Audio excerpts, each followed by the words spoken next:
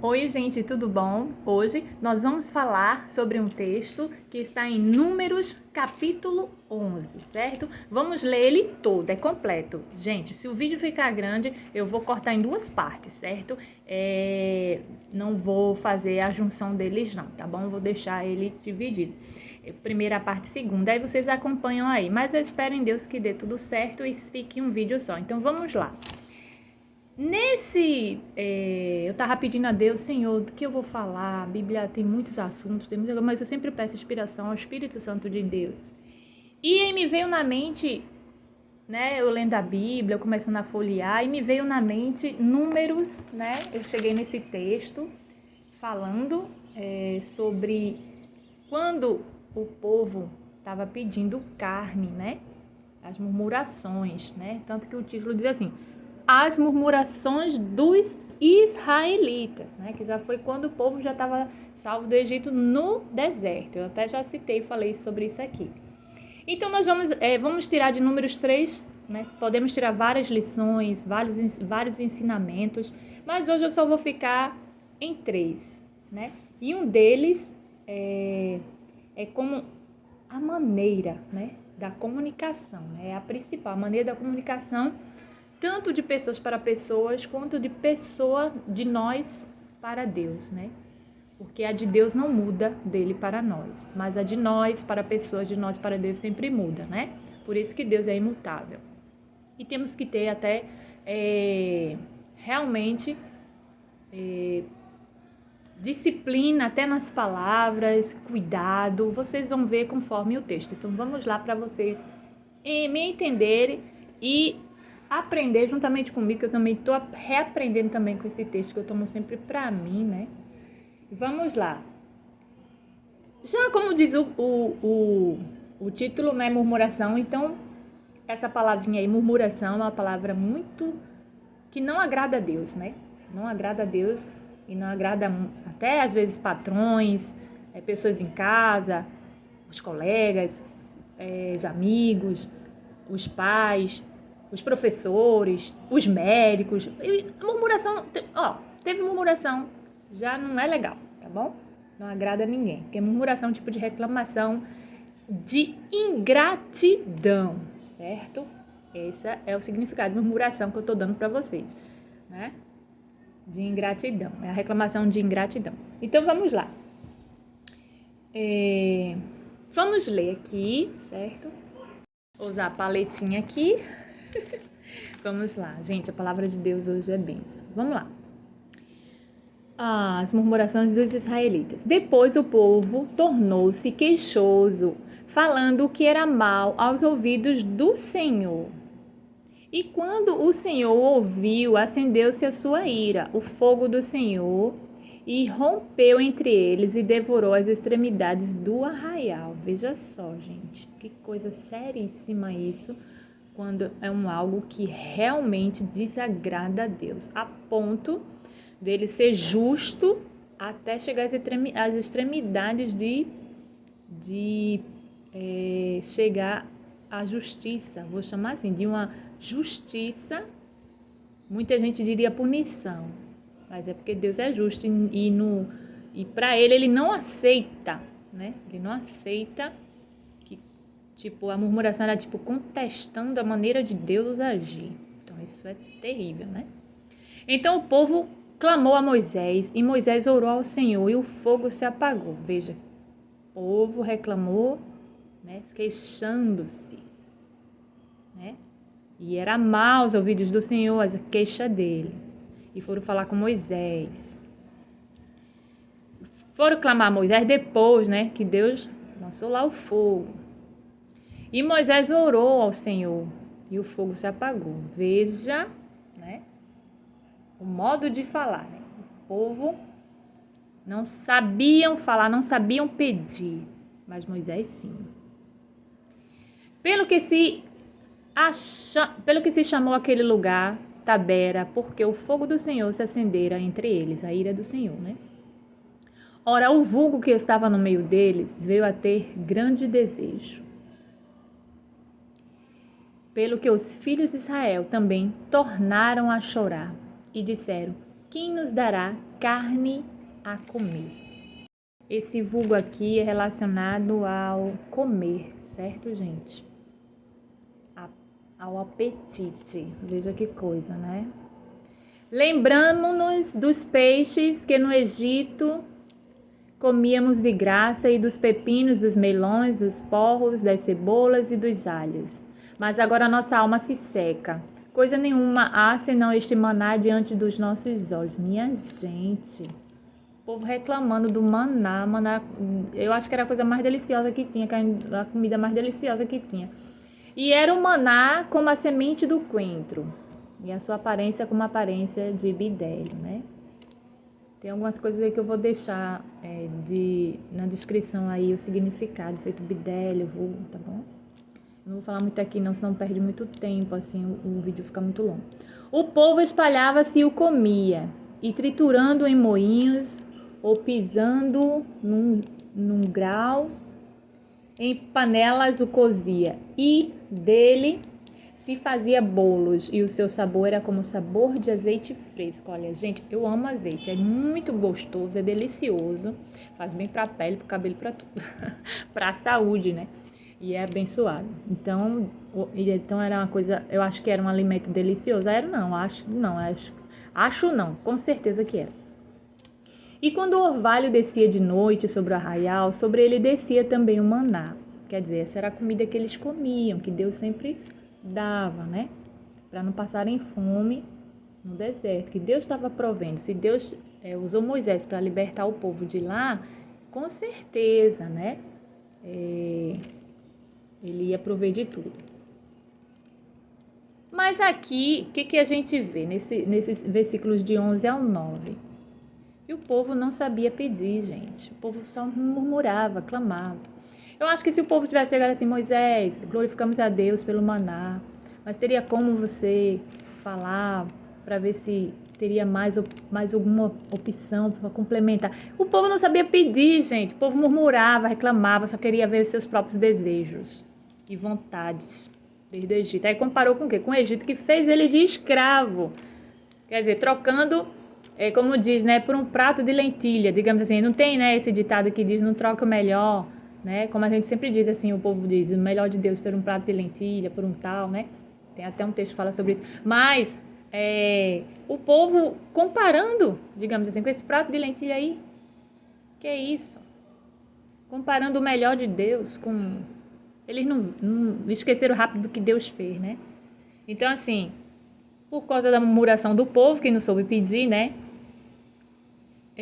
Moisés sentiu um pesar, né? E o pesar que Moisés sentiu fez ele o quê, né? Tomou para si o problema do povo e Moisés foi a Deus, né? Mas Moisés tinha uma intimidade para falar, né? Uma intimidade com limite de honra, gente, certo? Porque não é porque Moisés tinha intimidade com Deus, você já viu lá em cima, né? O povo falou irado, falou mal aos olhos e ouvidos de Deus, não esperou nem Moisés falar nada, Deus foi lá e já foi fazendo justiça. E aí o povo chegou a Moisés, clama ao Senhor, e Moisés falou com o Senhor, orou, né? O versículo 2 orou e o povo, e o fogo se apagou, porque Deus atendia o pedido de Moisés, porque Moisés tinha intimidade com Deus, né? Moisés era servo do Senhor. Então, ele tinha honra diante de Deus, né? E quando ele tem honra diante de Deus, a nossa intimidade nos leva, né, a falar com limite de honra diante do Senhor, né? Que maravilha isso, gente. Então, vamos seguir. Moisés acha pesado o seu cargo. Então, Moisés ouviu chorar o povo, todas as suas famílias, cada qual à porta da sua tenda. E a ira do Senhor grandemente se acendeu. E aquilo pareceu mal aos olhos de Moisés. Veja só. E a ira do Senhor grandemente se acendeu. E aquilo pareceu mal aos olhos de Moisés. Também, né? Ficou parecido mal aos olhos de Moisés. E disse, pois, Moisés ao Senhor: por que fizeste mal a teu servo? Quer dizer, Moisés viu que o povo chorava, todas as suas famílias, cada qual a porta de sua tenda. E a ira do Senhor grandemente se acendeu. Mas, de vez Moisés reclamar com o povo, ou reclamar do povo a Deus, o que Moisés fez? Moisés foi ao Senhor. Tomou para si esse pesar, né? Culpou-se a si pelo povo, para que Deus tivesse misericórdia. Vamos entender por quê. Disse, pois, Moisés ao Senhor, por que fizeste mal a teu servo? E por que não achei graça aos teus olhos? Pois que puseste sobre mim o peso de todo este povo. Concebi eu, porventura, todo este povo? Veja a maneira que Moisés estava falando com Deus. Ele tomou para si esse pesar porque ele quis dizer que o mal estava sobre ele, para ele o mal, que ele estava procurando, não achou graça aos olhos, né? Deus não tinha achado graça aos olhos dele. E ele não tinha achado graças nesse ponto. Pois que puseste sobre mim o peso de todo esse povo, porque ele estava tomando para si que Deus colocou ele como responsável de todo o povo. Então, foi um peso muito grande. E ele falou assim para Deus, foi uma pergunta, né? Concebi eu, porventura, todo este povo? Moisés teve até ousadia de falar isso com Deus. Mas Moisés tinha uma certa intimidade com limite de honra. E Deus deixava ele falar. Deus gostava de conversar também com Moisés. Assim como conversava com Abraão. Então, e como pode conversar com a gente hoje, né? Temos que ter a unção. Concebi eu, porventura, todo este povo? Dei eu à luz para que me disseste, leva ao teu colo, como a ama leva a criança de teu peito, para a terra que com juramento prometestes a seus pais? De onde teria eu carne para dar a todo este povo? Quer dizer, ele fez várias perguntas a Deus, mas sempre se colocando como um limitado, uma pessoa fraca que não teria condições de fazer nada pelo povo, que se não fosse o poder de Deus na vida dele, ele não teria como fazer nada. Moisés nunca se deixou de se colocar desta maneira. Aí o versículo 13 diz, de onde teria eu carne para dar a todo este povo? Quer dizer, já engrandeceu ao Senhor, dizendo que é tu, Senhor, que podes dar, não eu. Porquanto choram diante de mim, dizendo, dai-me carnes a comer, dai-nos carne a comer. Aí Moisés diz, eu só não posso levar a todo este povo porque me é pesado demais. E ele, até se fosse por Moisés, levava mesmo, mas como era pesado, é muito pesado, o fardo é grande, né? Aí o 15 diz, se tu me has de tratar assim, mate-me, péssimo. Lembra que eu já falei sobre isso aqui, dele salvar o povo, sempre dizia assim, ai, tira minha vida e tal. Ele dizendo aqui, ó, se tu me has de tratar assim, mata-me, péssimo, se tenho achado graça aos teus olhos e não me deixes ver a minha miséria. Quer dizer, ele, mesmo o povo errado, murmurando, ele foi ver, né? Ele não achou graça aos olhos sobre essas coisas e foi, né? Não fazer uma reclamação, não vou dizer assim, mas ele foi conversar com Deus para que Deus tivesse uma solução. E ele se colocou diante de Deus como um Zé Ninguém, digamos assim. Vamos usar essa palavra, um Zé Ninguém diante de Deus. E a maneira com que Moisés falou com Deus, você acha que Deus não ouviu? Ouviu, porque ele era servo do Senhor. Ele tinha intimidade para falar, mas essa intimidade, ele tinha limite. Né? Então isso o tornava honroso diante de Deus, porque ele nunca deixou de dizer a Deus grandiosamente, né? Sobre as suas palavras. Então assim, a forma com que o povo pedia era errada, mas a forma com que Moisés pediu corretamente, engrandecendo a Deus. Como diz aquela música que diz assim, mais de ti, menos de mim, né? Engrandecer a Deus.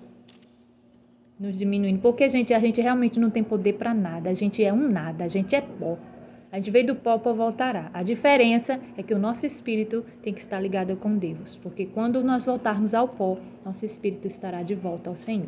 Vamos continuar. Então assim, esse pesar foi tão grande que ele levou a refletir rapidamente e foi falar com Deus, né? E Deus com certeza, né, em sua intimidade, o respondeu. Vamos ver o que Deus respondeu a Moisés? Deus designa 70 anciãos para ajudarem a Moisés. A gente já falou sobre isso aqui, lembra? Então disse o Senhor a Moisés, ajunta-me 70 homens dos anciões de Israel, que sabes serem os anciãos do povo e seus oficiais. e os trarás perante a tenda da revelação, para que estejam ali contigo. Então descerei e ali falarei contigo. Veja só, Deus já foi respondendo, né? Para tirar o pesar que estava ele cuidando de todo o povo estava crescendo, estava nascendo, estava aumentando, além do povo grandão, todas as pessoas que já tinham saído, né? Do Egito, ainda estava no início isso.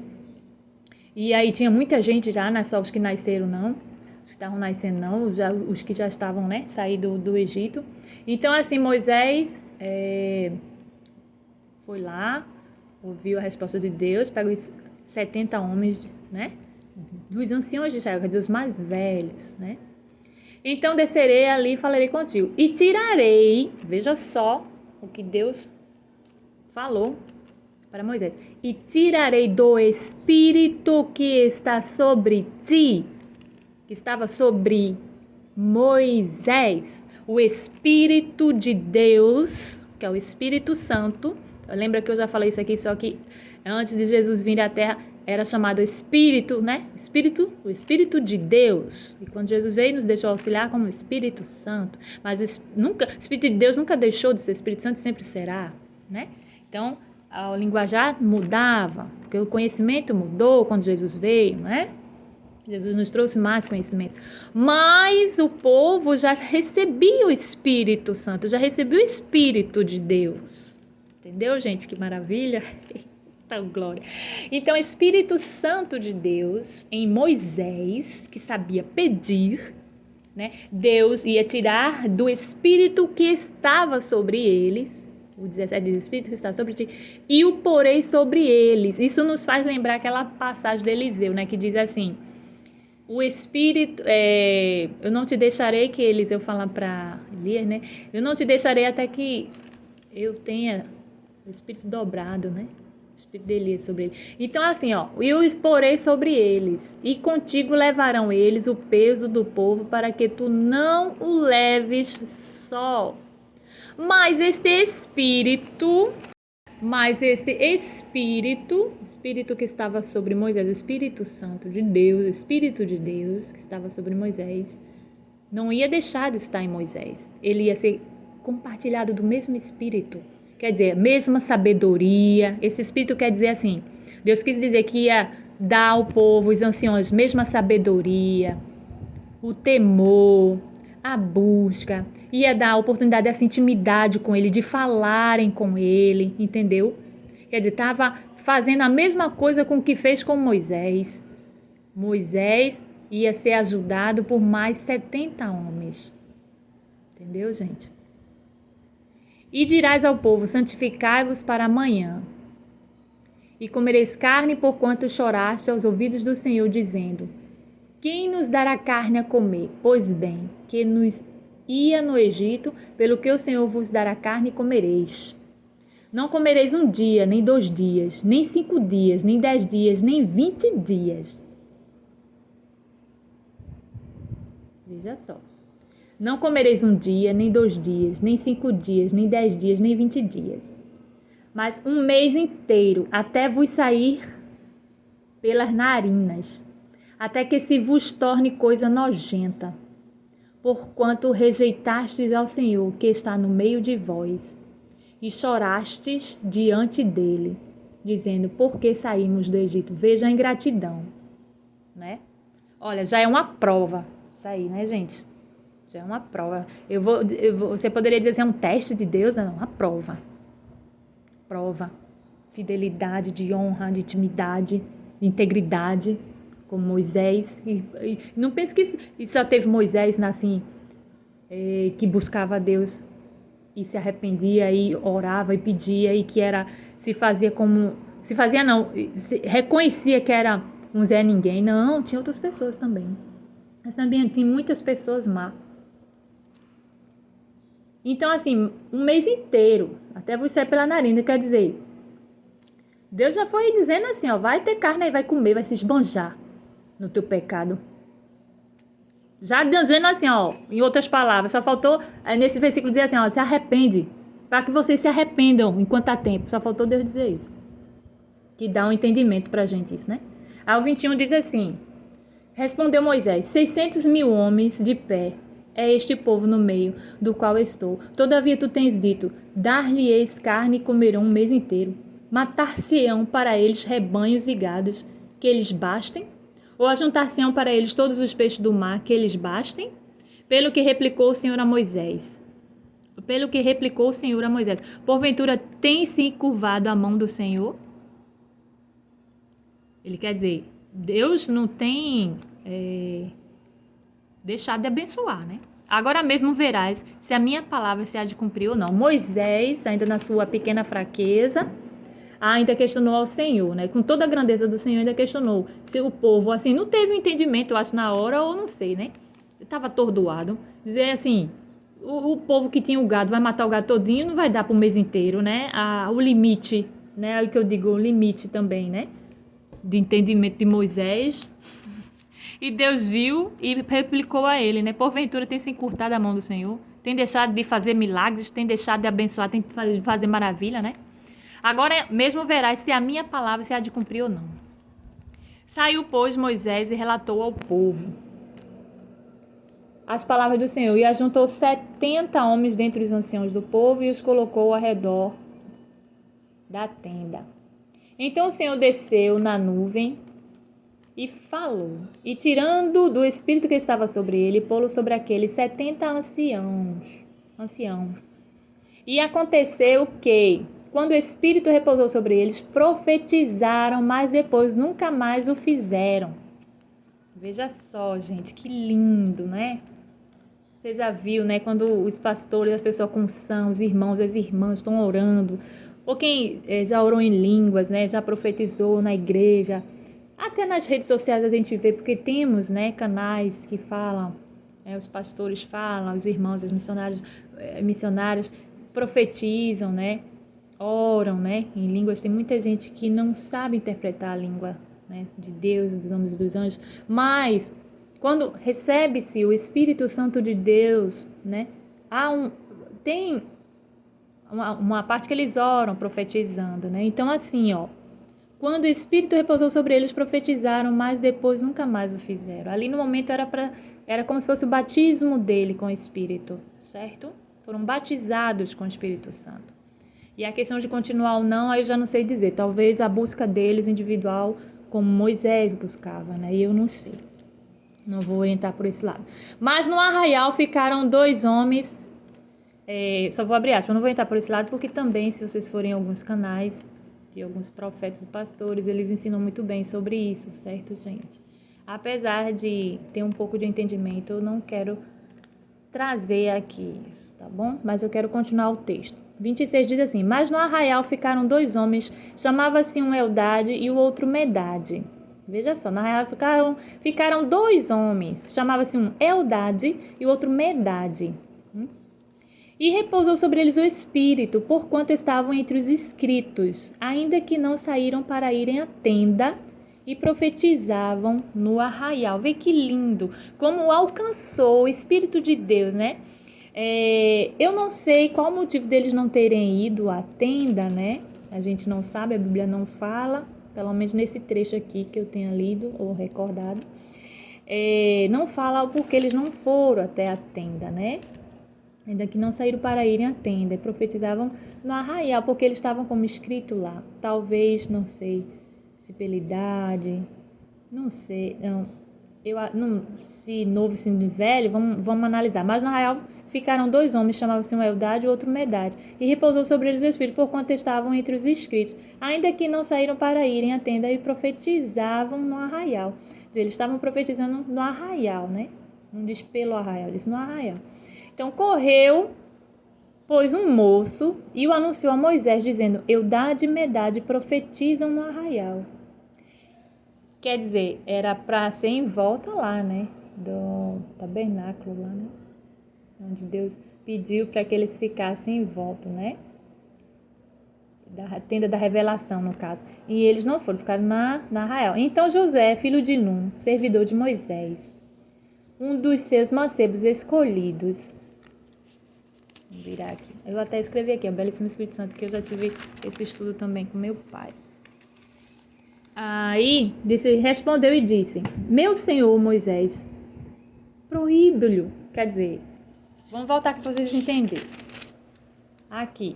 Correu, pois, um moço e anunciou a Moisés, dizendo: Eudade, profetiza no arraial. Então disse José, filho de Nun. O José, quando ouviu, falou para Moisés, né? Que José era um dos seus mancebos escolhidos. Já falei sobre a história de Josué aqui, né?